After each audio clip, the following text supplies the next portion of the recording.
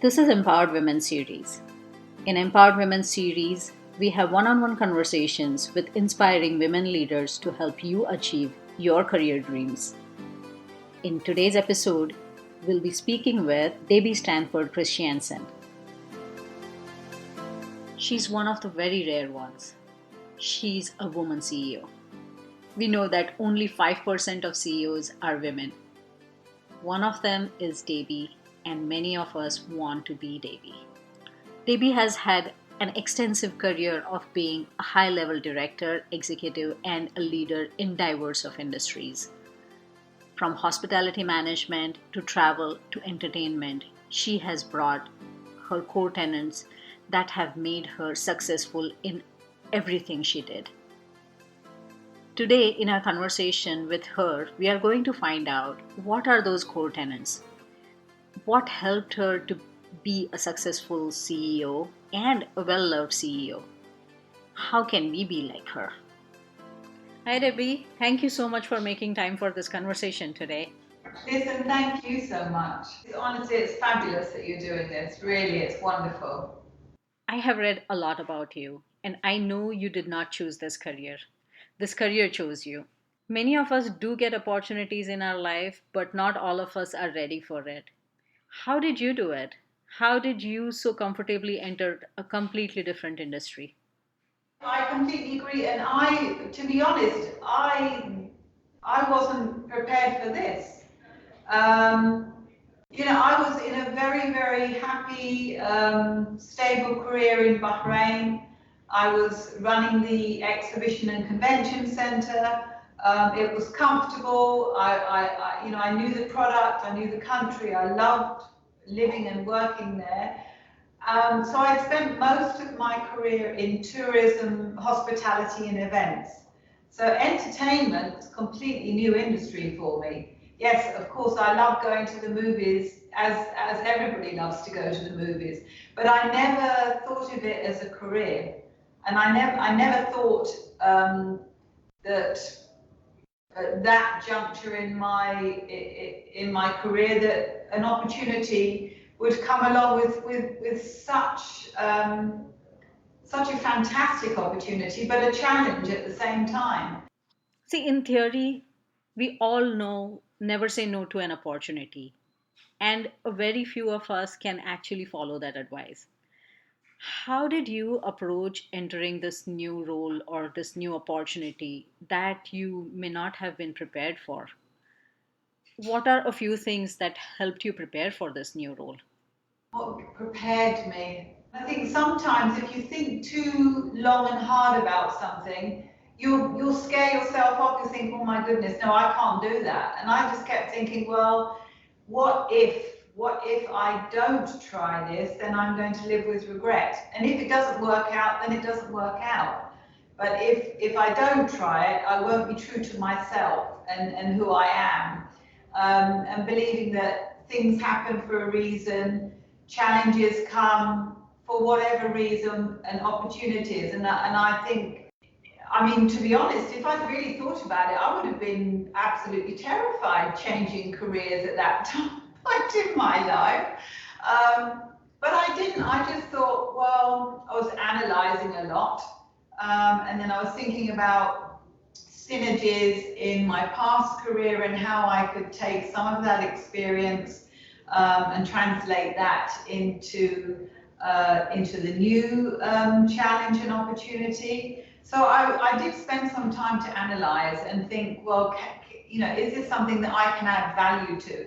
I would only ever make a decision to change it if I knew that I could add value, and then I could bring something different to the role. And I did think about it, but I didn't think long about it. I decided, okay, let's do it. And every industry has its own lingo, its own language.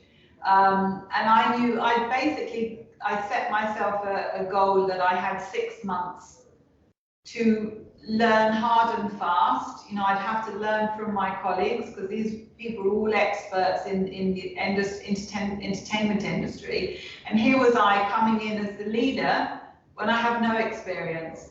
So one thing was sure that I had to know that I had something special that I could bring that would complement the opportunity and the team as well.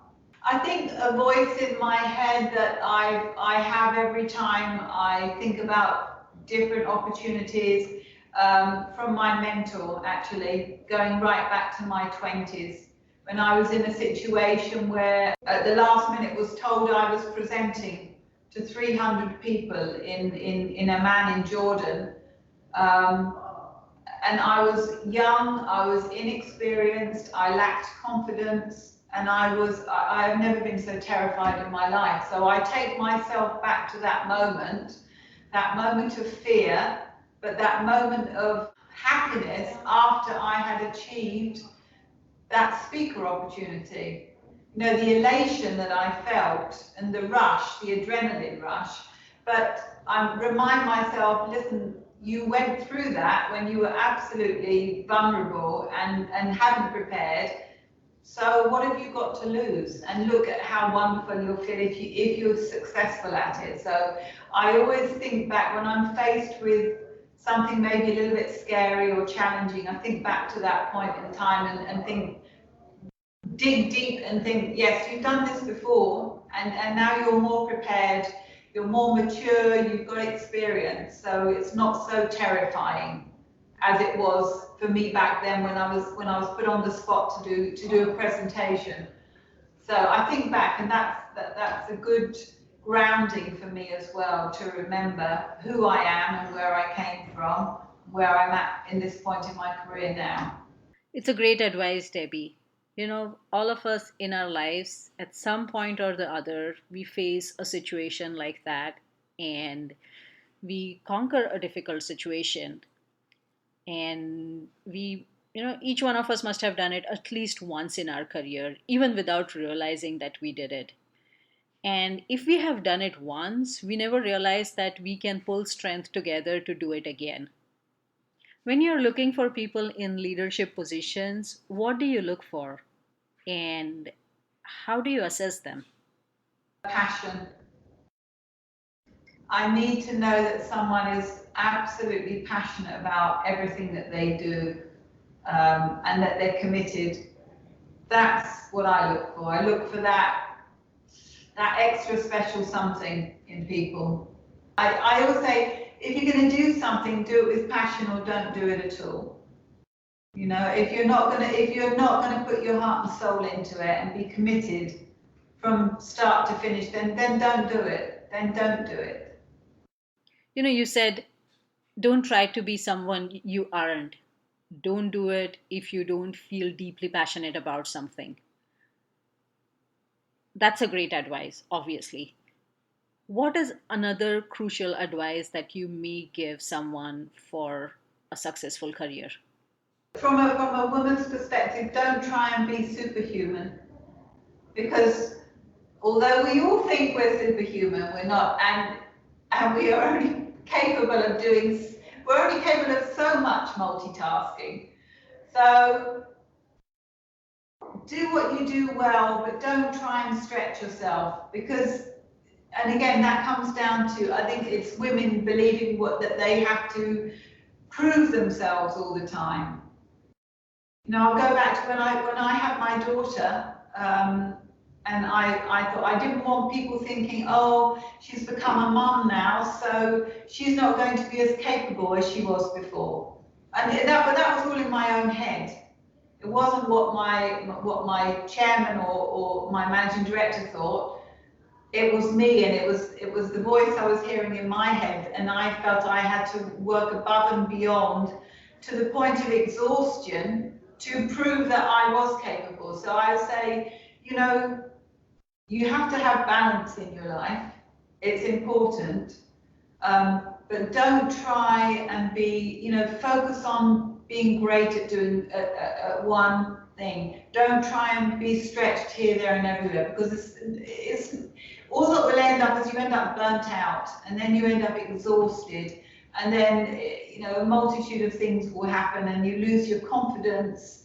So I would say, try not to think that you can do everything. It's not physically possible for any human being, let alone a woman and a working mom. So, be true to yourself. Just be true to yourself. You're as good today as you were before, if not better, and tomorrow you'll be better. So don't try, and don't undervalue yourself. Don't doubt yourself.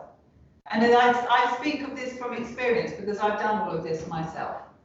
So I know that we do it, but we have to really try and change that habit. Thank you so much, Debbie. In a few minutes of conversation with you, I have learned so much. Oh, you're such a sweetheart. Thank you. It's amazing how you value people and do it so selflessly. I'm so grateful for our conversation here today. Thank you for listening to Empowered Women series. I hope our conversation today helps you succeed in your career and we have more women in leadership positions. If you haven't listened to our other episodes, you can listen to them on YouTube. Our channel is called Empowered Women Series, or you can listen to our episodes anywhere else you get your podcast from. Thank you.